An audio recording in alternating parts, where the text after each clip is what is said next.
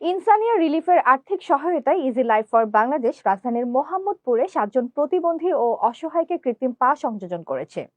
এই উদ্যোগের লক্ষ্য তাদের স্বাভাবিক জীবনযাত্রা ফিরিয়ে আনা এবং আত্মনির্ভরশীল করে গড়ে তোলা। শাহজালাল ভুঁইয়া উজ্জ্বলের তথ্যচিত্রে বিস্তারিত। ঘরে বা ইন্ডাস্ট্রিতে মেঘনা স্টার কেবলস, বিশুদ্ধ কপারের নিরাপদ কেবলস, আপনার নিরাপত্তার সঙ্গী।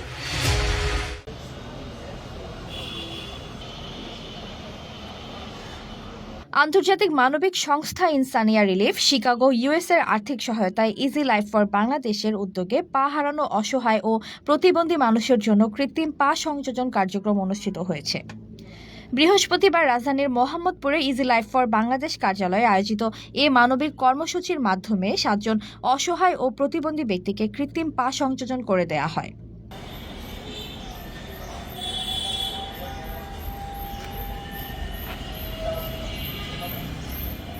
দীর্ঘদিন ধরে চলাফেরার অক্ষমতায় ভোগা এসব মানুষ কৃত্রিম পা পেয়ে নতুন করে স্বাভাবিক জীবনে ফেরার স্বপ্ন দেখছেন। কৃত্রিম পা পেয়ে অনেকে আবেগ আপ্লুত হয়ে সংশ্লিষ্টদের প্রতি কৃতজ্ঞতা প্রকাশ করেন। একজন উপকারভোগী বলেন, আমি এতদিন ঠিকমতো হাঁটতে পারতাম না, আজ কৃত্রিম পা পেয়ে মনে হচ্ছে নতুন জীবন পেলাম। আয়োজকরা জানান, এই উদ্যোগের মূল লক্ষ্য হল প্রতিবন্ধী ও অসহায় মানুষের জীবনমান উন্নয়ন এবং তাদের আত্মনির্ভরশীল করে গড়ে তোলা। তারা আরও বলেন, ইনসানিয়া রিলিফের সহায়তায় সমাজের পিছিয়ে পড়া মানুষদের পাশে দাঁড়ানোর এই প্রচেষ্টা ভবিষ্যতেও অব্যাহত থাকবে। সংশ্লিষ্টদের মতে, এমন মানবিক কর্মসূচির মাধ্যমে সমাজে সহমর্মিতা ও মানবিকতার একটি শক্ত বার্তা ছড়িয়ে পড়ে। কৃত্রিম পা সংযোজনের মতো উদ্যোগ অসহায় ও প্রতিবন্ধী মানুষের জীবনে নতুন আশা জাগাবে, এমন প্রত্যাশাই সবার।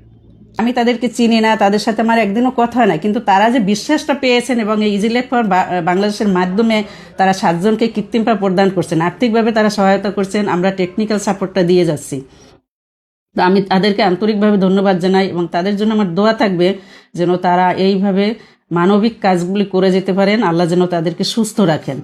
এ পর্যন্ত আমাদের প্রায় 2 থেকে 250-র মতো দেওয়া হয়েছে বিভিন্ন কোম্পানির সাথে। আমি যৌথভাবে এই কাজগুলি করে যাচ্ছি।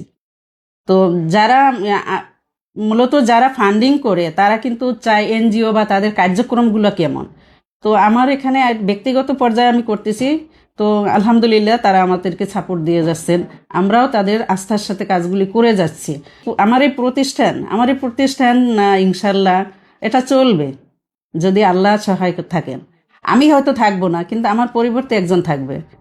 আমি এটা যেন বেঁচে থাকে, এটা যেন চলমান থাকে আজীবন। আমি আল্লাহর কাছে সেই সাহায্য চাচ্ছি এবং আল্লাহ যেন এটাকে চালিয়ে নেয়। আমি ভালো উদ্দেশ্যে এই কাজগুলি করে যাচ্ছি। এতক্ষণ আপনাদের সাথে ছিলাম তামান্না ইসলাম তন্নি। প্রতিদিনের নিউজ আপডেট পেতে আমাদের সাথেই থাকুন।